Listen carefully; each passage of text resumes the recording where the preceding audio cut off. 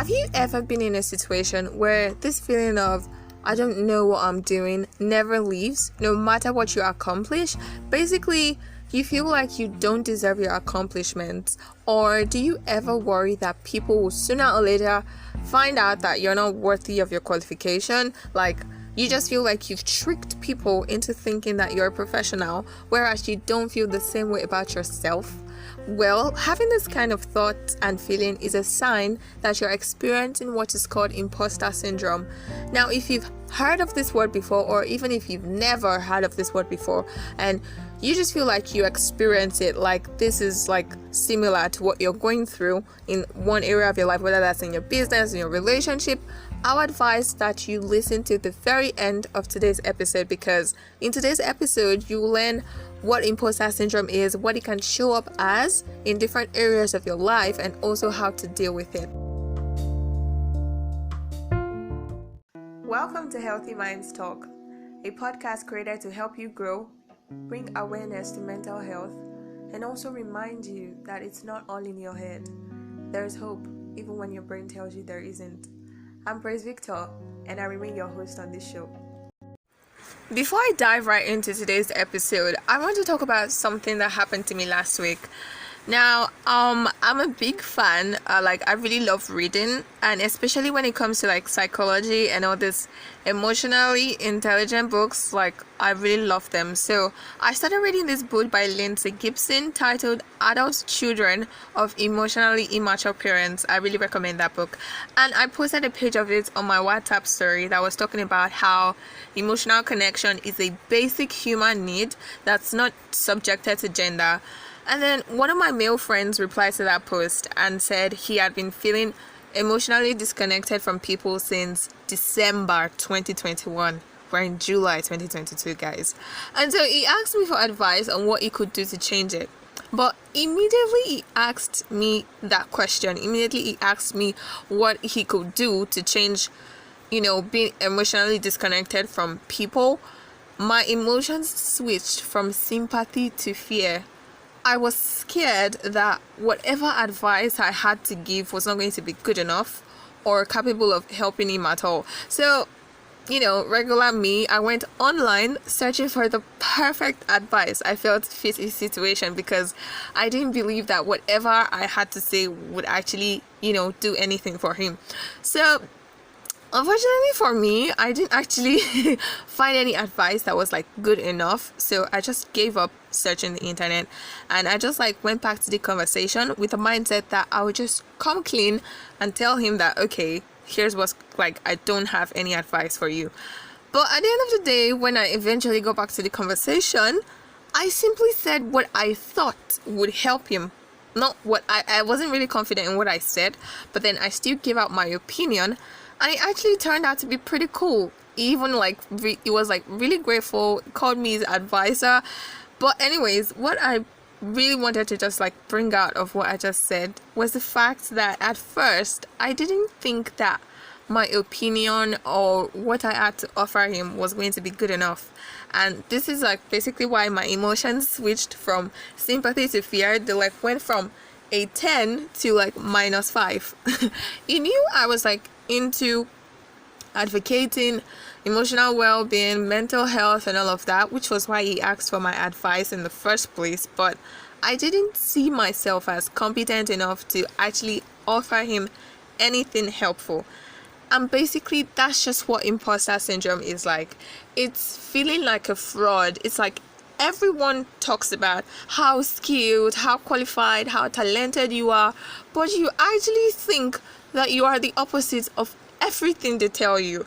Now, I just want to clear the air that imposter syndrome is not a mental health condition, okay? It's actually a psychological experience. It's a very serious form of self-doubt, and it was actually coined in 1978 by these psychologists Suzanne and Pauline, and they described it to be present in high-achieving women. Research even shows that 70% of people will get imposter syndrome at least once in their entire lifetime. So imposter syndrome is not just something that is related to only women, everybody. 7 out of 10 people are likely to have imposter syndrome in one area of their life. We have celebrities like Serena Williams, Albert Einstein, Lupita Nyong'o, even Michelle Obama, like the ex First Lady of the United States of America, has had an experience with imposter syndrome. So if you feel like it's something similar to what you're experiencing, there's no need to panic, because it's like a common mindset where we just believe ourselves to be less competent than others actually perceive us to be. I'm not saying it's a good thing, it's not a good thing, but even if you discover that you have it, there's no need to feel bad about yourself or feel worse. Yeah, and if you don't know if you have imposter syndrome, there are a few signs that can, show up, and you can know by yourself if you're self-aware that, okay, this is imposter syndrome. Examples are if you doubt yourself often and always want someone else's opinion before making decisions, if you feel undeserving of your accomplishments, so you just attribute it to luck, and you just be like maybe you got an award, or you just got an award or accomplished something, and then people are just like, oh my god, congratulations, you deserve it, and you just bring yourself down and say, oh, it was just luck, I just got lucky, that kind of thing. That is a huge sign of imposter syndrome. Another sign is if you're scared of not living up to people's expectations, so you either overachieve or you don't do anything at all. You find it hard to accept compliments, and you just assume that people are being nice. You engage in negative self-talk. You have irrational fear of the future. You even feel inadequate in your relationships. Imposter syndrome also shows up in your relationships. So it's not just about career or professional work life. It also shows up in your relationships. It can also show up as looking for validation in authority figures, taking on extra work in your professional life just to make sure that you are doing it all in quotes. So those are a few signs that you might have imposter syndrome. Imposter syndrome is different for everyone, because everyone is different. We all have different experiences in life and different ways of how we cope with stuff. So what might show up as imposter syndrome in a person might not be the same way that imposter syndrome would show up in your own personal life. And characteristics of imposter syndrome are high standards and underachieving. There's perfectionism. You have chronic anxiety. It's not like you never need anyone's help, but you don't feel comfortable asking for help. You have I said it at the beginning that imposter syndrome is a very serious form of self-doubt. So basically, self-doubt is also a characteristic of imposter syndrome. You quit even before you start. That is a huge sign. It's like you have something on your mind, you have something planned in your head that you want to start, or maybe it's not even planned out in your head. Maybe you've written it all out, you've planned it out on paper, and all that's left for you to do is just to take action. But then you just find yourself backing off because you're scared that you're going to fail. So that is a huge sign and a characteristic of imposter syndrome. Now, there are different causes of imposter syndrome. Mostly imposter syndrome shows up because of your childhood experience, how your parents or your guardians raised you. It can also show up because of depression and anxiety, low self-efficacy when you compare yourself to others. It also shows up when you start a new job or go to a new school. And so basically, for childhood experience, if you grew up in a family that emphasized on high achievement and success, and also sharply criticized you whenever you made a mistake, you are likely that there's a high chance that you have imposter syndrome. If your parents required nothing but perfection from you, 100% on the exams, 10 in the tests, even in the classwork, all of that, those high expectations, those high standards, those really, really unrealistic forms of perfectionism that they impose on you, then imposter syndrome would definitely show up more than once in your adult life. And the chances of having imposter syndrome in adulthood are high if you grew up being compared to your siblings. Like me, I was not compared to my siblings, but I was compared to like my neighbor. My neighbor and my cousins, and my mother was always like, can you see her? Can you see how she's like? Do you see how she acts? Do you see how, like, all those kind of things, those can actually lead, there's a very high chance that it leads to imposter syndrome. And also depression and anxiety. If you're like diagnosed with these mental illnesses, there's a high possibility that you already struggle with self-doubt. And I said low self-efficacy before. Basically, self-efficacy is the belief you have in your ability to succeed. So basically, if you do not believe that you succeed, then you have imposter syndrome. If your it's like if your faith in yourself is low, yeah, that's like imposter syndrome. Also, comparing your accomplishments with that of your friends or even strangers on the internet. Like, it's so crazy because most times we spend most of our time on social media. I'm not even going to lie. Sometimes I find myself on my page, like my feed on Instagram, and then I see this reel and I really like it. So I click on the profile of the person that made that reel, and then I like scroll through their Instagram feed and see how they're living their lives, and it just makes me feel so bad about my own. That can cause imposter syndrome when you like compare yourself to others, when you compare yourself even to strangers online that don't know anything about you. That can definitely lead to imposter syndrome.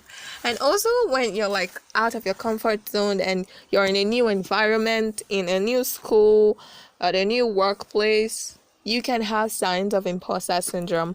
And there are actually different types. I know I talked about the signs of imposter syndrome, but then there are also different types.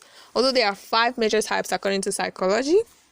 There is the soloist, the superhero, the expert, the perfectionist, and the genius. Now, the soloist,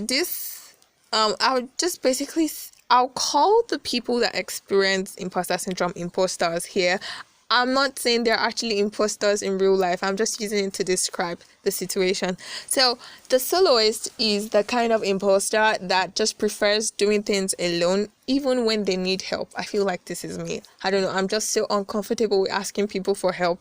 And they believe that if they get any form of assistance, no matter how little, that they don't own their accomplishments, that because they were offered help, that because they didn't like put 100% of their efforts to it. Let's say they put 90% and another person helped and put 10%, even though that sums up to 100, but because they weren't the ones that put the exact 100%, they like minimize their accomplishments, and they just feel like asking for help is a sign of weakness. Now, I don't think asking for help is a sign of weakness, but I also at the same time don't know how to ask for help. I don't know.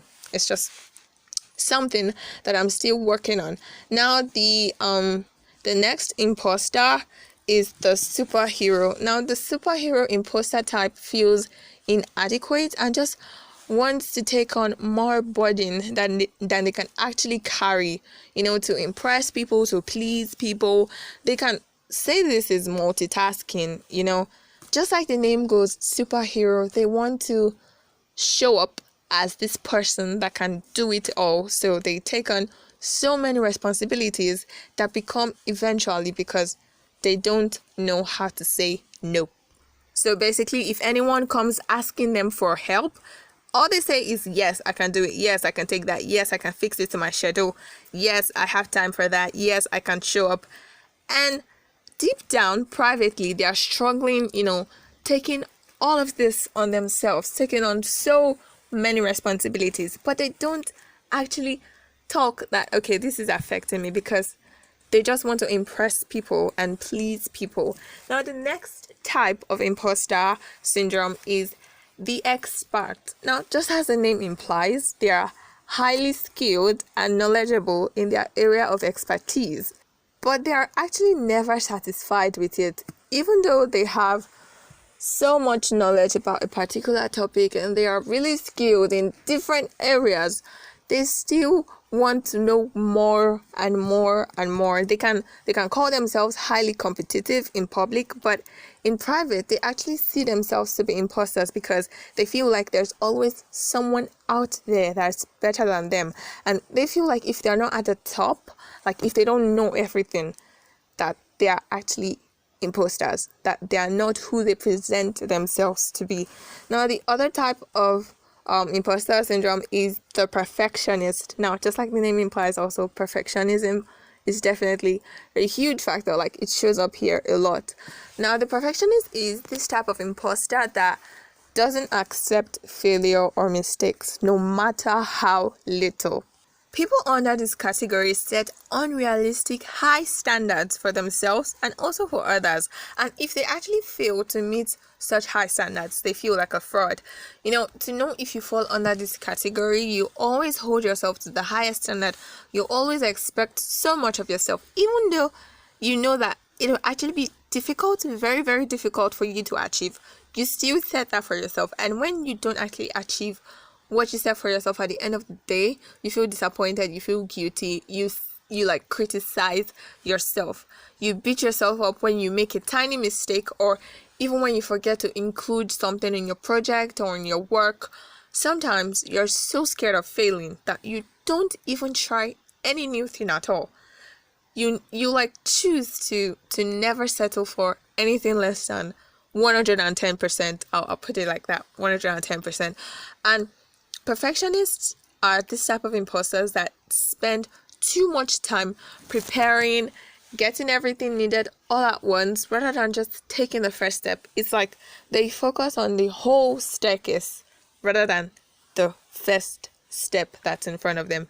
So if you fall under this category, I'll recommend taking a step back from the information acquisition stage into the implementation stage. Like, just stop getting so much information, because it can actually lead to confusion when you get so many things. Okay, you get information from this side, you get from this side, you get from this person, and then most times they are like, what they are trying to say are contradicting, and then you just feel confused, so you'd rather not dive into what you wanted to do at all. So just take a step back and stop searching for so much information. Stop acquiring information, and just with the little thing that you have learned, just implement it. You can learn and learn so many stuffs, but if you do not take action with what you've learned, it's actually just a waste of time and effort. So just dive into the implementation stage, and when you start implementing, don't be too uptight with yourself, okay? You're allowed to make mistakes. That's basically how you learn. Now, the last category of imposter syndrome is the genius. Now, under this category, we have people that question their competency if they don't get things right at the very first trial. They get frustrated easily when things aren't going their way, so they regularly switch from one hobby to another. Before I move on to how you can actually cope with imposter syndrome, I just want you to know that it's possible for one person to actually have all the types of imposter syndrome. It's possible for you to be the soloist, to be the expert, to be the perfectionist, to be the superhero, and to also be the genius. I mean, that would be a lot to take on all those kinds of, all those categories of imposter syndrome. But then just try not to panic and just calm down for this next session of the episode, where I talk about how you can cope with imposter syndrome. Now, the first thing you should do is to be aware. I always talk about self-awareness. Self-awareness is a very important, I don't know if I should call it a skill, but I feel like it's something that everybody needs. You might feel like you're not, you don't need it, but everyone actually needs to be aware of themselves, because when you're aware of yourself, instead of you to point to others and judge others and criticize others about what's wrong with them, you actually focus on yourself and you're able to see that, okay, I am not perfect, and this is this and this and this is what doesn't seem right with my actions, with my character, with my language, and those kind of things. So yes, basically self-awareness is very important. It makes you focus more on yourself and actually what you can do to help yourself get better. So if you're dealing with imposter syndrome, I'd advise for you to be aware. Try writing down everything you think about yourself that makes you a fraud. All the things you believe about yourself that you think people don't see, just write them down. Now, this writing exercise won't exactly help you to stop feeling like a fraud, but it helps you become more aware of yourself, and it actually gets like the burden that you carry, because when you feel like so many people are just hailing you and they're even like looking up to you and all of that, but you don't see what they see in yourself, you feel like you're a fraud. You like feel burdened in your heart, like deep down, because you are struggling with yourself. So basically, once you're aware and you write all these thoughts down, the thoughts that make you convinced that you're not actually what people see you as, write them down. It will help get that burden of being an imposter off your chest. Now, the next thing I want you to do is to reframe those thoughts. Now that you've written the thoughts down, the next thing that you can actually do to help yourself is to rephrase the thoughts. So basically, if you write that you didn't earn this, that you just got lucky, you can switch that to I'm here because of my skills and my hard work. If you say this praise or this congratulations is just out of pity, you can say that people see the value of my work and so can I. If you think that things are going too well and it's not going to last, tell yourself that I'm worthy of good things and I'm going to enjoy this moment. And if you're just like me, if you kind of like related to the story I said at the beginning of the episode about me not being convinced about my opinion or what I had to offer, the advice I had to offer my friend, and you just think that I don't know enough to share my opinion, just tell yourself that my opinion and my voice matter. And lastly, if you feel like everyone knows what they are doing except you, tell yourself that I'm qualified. I mean, I have the skills, I've learned a lot, and that's what got me here. I deserve to be here. So basically, in rephrasing your thoughts, I'll go over it again. For example, if you tell yourself this praise or this congratulations is out of pity, tell yourself that people can see my work. They can see the value of my work. They can see what I provide, and so can I. If you tell yourself that things are going too well and it's not going to last, just say I'm worthy of good things and I'm going to enjoy this moment. I'm not going to stress or worry about what could happen in the nearest future, or because it has happened before and something nice like this has happened before and it didn't last, that this one too is not going to last. Just calm down, tell yourself that I am worthy of good things and I'm going to enjoy this moment. And if you tell yourself something like, I didn't earn this, I just got lucky, twist that, rephrase that to, I'm here because of my skills and my hard work. I deserve to be here. If you say, I don't know enough to share my opinion, rephrase that to, my opinion and my voice matter. So basically, in the process of reframing and rephrasing your thoughts, you build a positive mindset and you become your own cheerleader. I mean, nothing is more amazing than you being your own cheerleader. You don't even have to wait for anyone to cheer you on before you get confident in your ability and what you have to offer. The next thing I want you to do is to take baby steps. Baby steps.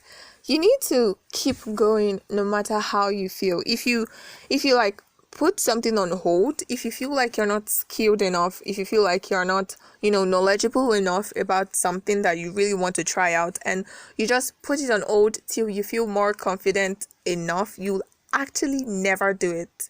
You have to step outside of your comfort zone and do the things that scare you. Tell yourself that the fear that you're feeling is also a sign of excitement, and that shows that you really care about your next step. And that's one thing that that has been a shift for me in my head. So basically, when I see myself being scared about something I want to do, something that I know I have never tried out before, instead of me saying that, oh my God, I'm just really so scared.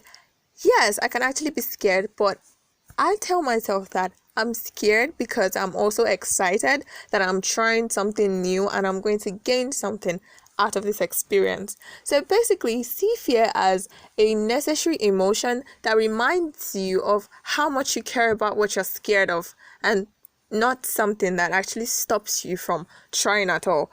And after you've taken the first step, reward yourself.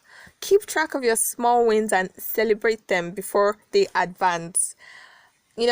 There was this time, so I started this internet marketing stuff and I needed to create a lead magnet. So after I created my lead magnet, I was like so proud of myself because I have never done that before. Since from the beginning of this year, I have no knowledge about sales or marketing or anything like that. But then it was in May. Was it in May? Yeah, I think it was in May. And I was like, okay, for me to attract my target audience, I need to create a lead magnet.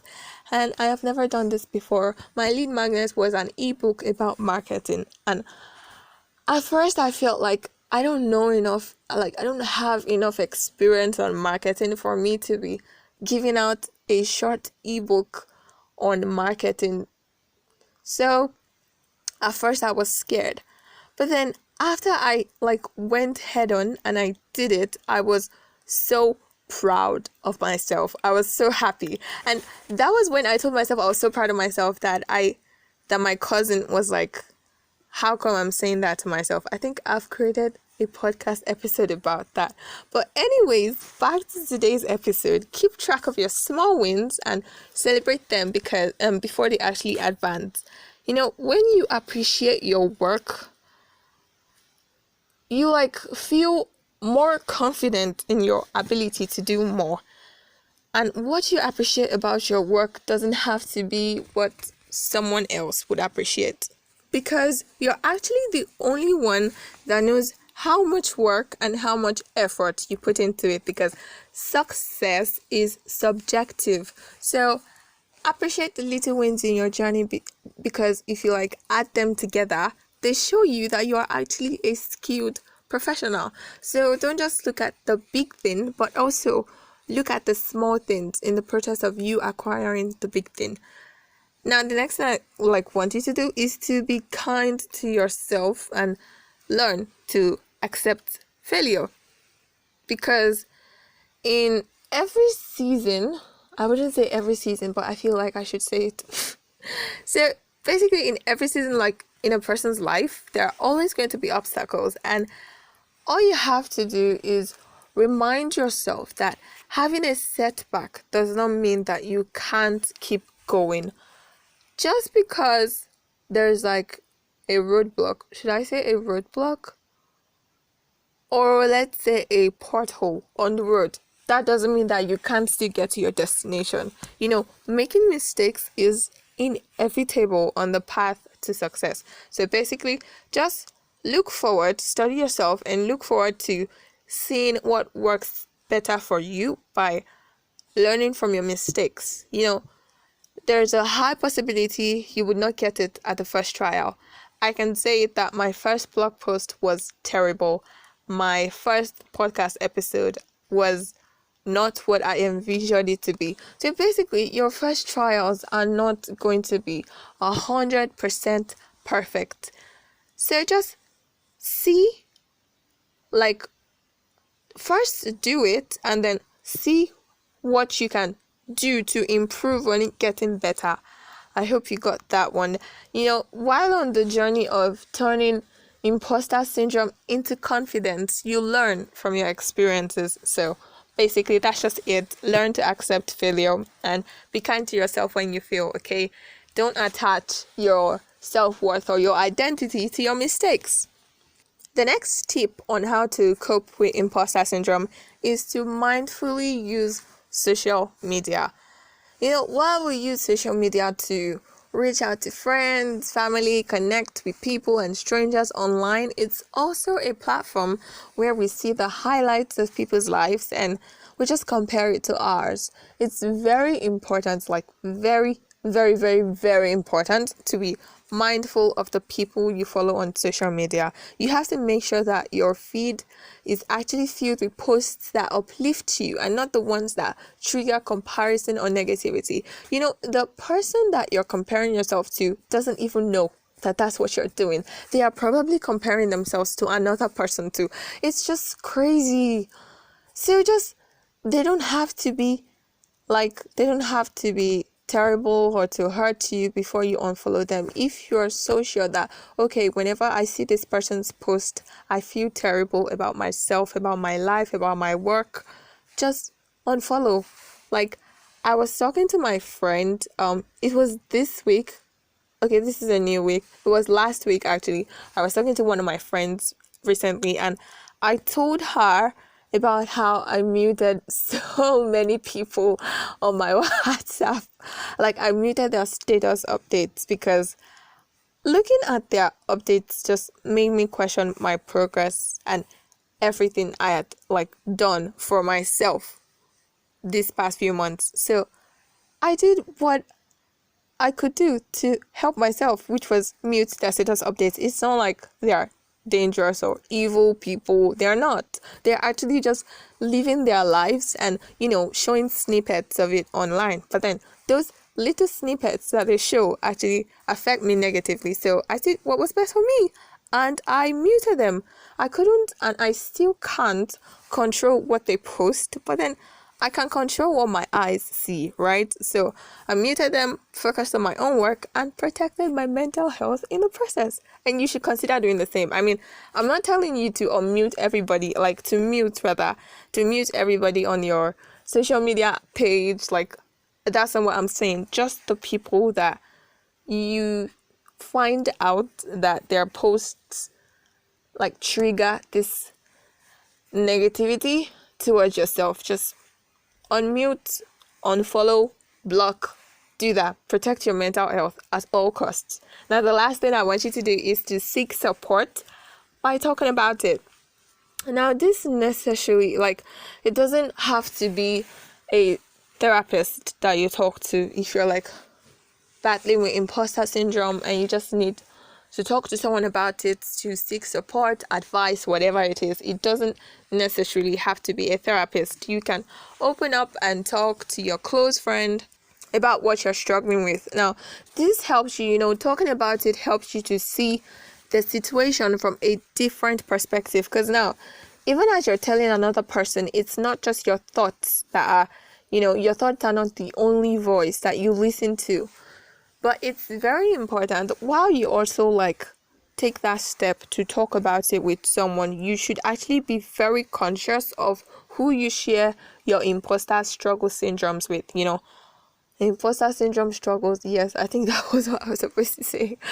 Anyways, and if you're unsure about who to share your struggles with, you can find a community, whether that's on Facebook or on Instagram, that offers support and validation, so you can comfortably share your insecurities and also learn new ways to cope from people who have gone through the same thing you're experiencing. For me, Instagram is where I find different communities that are so helpful.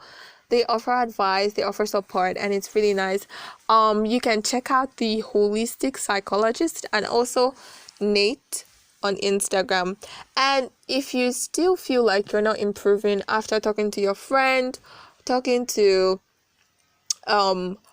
people online that offer support, if you've done all the steps I listed in today's episode and you still feel like you're not improving, I would advise you to book an appointment with a therapist to help you navigate your thoughts and emotions. So that's it. And one last thing before I go, I almost forgot.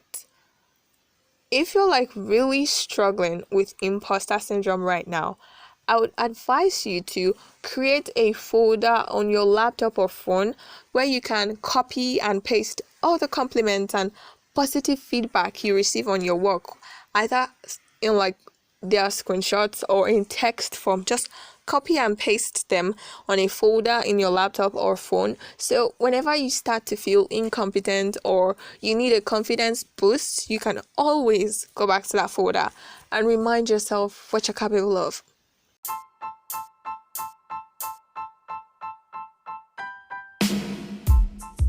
Thank you guys so much for listening to today's episode of the podcast. Please subscribe on the podcasting platform you're using to listen to right now, whether that's on Anchor FM, Spotify, or even on Google Podcasts. And I also want you to follow me on Instagram at This My Little World and also on Twitter at praise_HM. The links will be in the description. And one last thing before I go, I want you to still take that first step. Whatever it is you planned out at the beginning of this year, I still want you to go ahead and do it, because the year is not over yet. I know you might be saying, oh, we've gotten to through the first half of the year and I cannot believe I've not started with this thing I had planned at the beginning of the year. But guess what? There's still time. There's still July, August, September, all those remaining months before 2022 ends, and it would still matter if you start now. So just, if you're looking for a sign, this is that sign that you need to start, and don't give up. Just start. Focus on the first step. Thank you so much. I'll see you next Monday.